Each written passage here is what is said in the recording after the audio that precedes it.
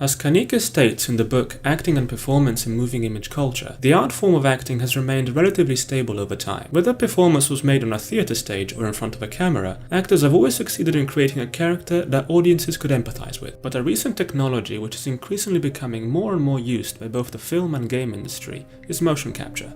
Motion capture can be summarized as a method of recording the movements of a performer, movements which are then processed as data applied to a computer-generated body. It is considered nowadays to be a digital standard technique necessary to captivate audiences with realistic renditions of fantastical creatures and characters, brought alive by the joint effort of an actor and a special effects team. As the ever-increasing use of motion capture is leading the job of an actor to be best represented as existing on a spectrum ranging from real acting to digital acting, my question is, how are the basic processes of acting challenged by the medium of motion capture, and how can a performer overcome them? As I'll answer this question by means of practice-based research, I'll analyze the various challenges I noted during the production of Stella, a motion capture short written and directed by one of my mentors, Hossein Najafi. Paraphrasing the words of researcher Linda Candy, I intend to use this experience to gain new knowledge of the motion capture performance process, and use that knowledge to better my practice as a performer.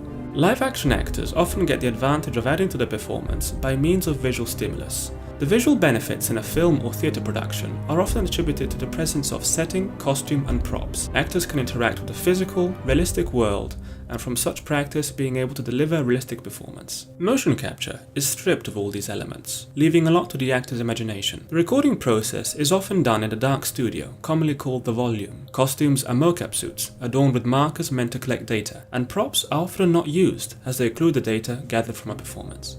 Director James Cameron partially solved the issue in Avatar by bringing his cast of actors to rehearse in a tropical forest set in Hawaii, a location reminiscent of the setting in the movie. The actors were able to form mental and physical memories of their actions, and in doing so familiarizing themselves with the land they'd be virtually treading on during the performance capture process. As we were not able to do the same for the Stella project, I found the lack of visual stimulus challenging. Acting and reacting seemed artificial, until certain steps were taken to make the acting process easier.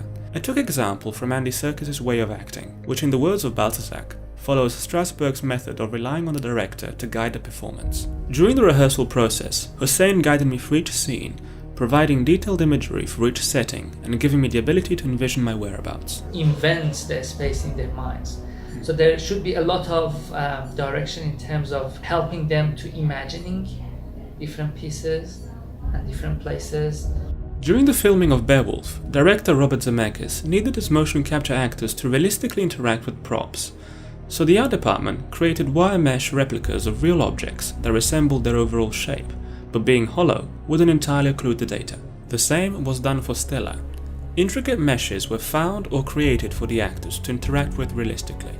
In some cases, the acting process was quite difficult, as with handling a mesh vaguely resembling the shape of a baby, with which an emotional connection was required. In terms of costume, motion capture actors must be always aware of not occluding the markers on the suit, so there's a certain risk of artificiality in the performance. In order to get used to these issues, rehearsing our scenes while wearing the suit and headset was of great help. As we became more aware of the limitations and gradually formed muscle memory to work around them, our confidence in the performance process grew and fears of destabilizing data subsided. The new medium of motion capture presents performers with visual and technical challenges. The lack of visual stimulus and the fear of destabilizing data may initially cause artificiality in a performance. Thanks to this experience I gained from Stella, I realized that these challenges can be overcome by use of mental imagery and muscle memory, allowing to create a performance with which an audience can empathize with.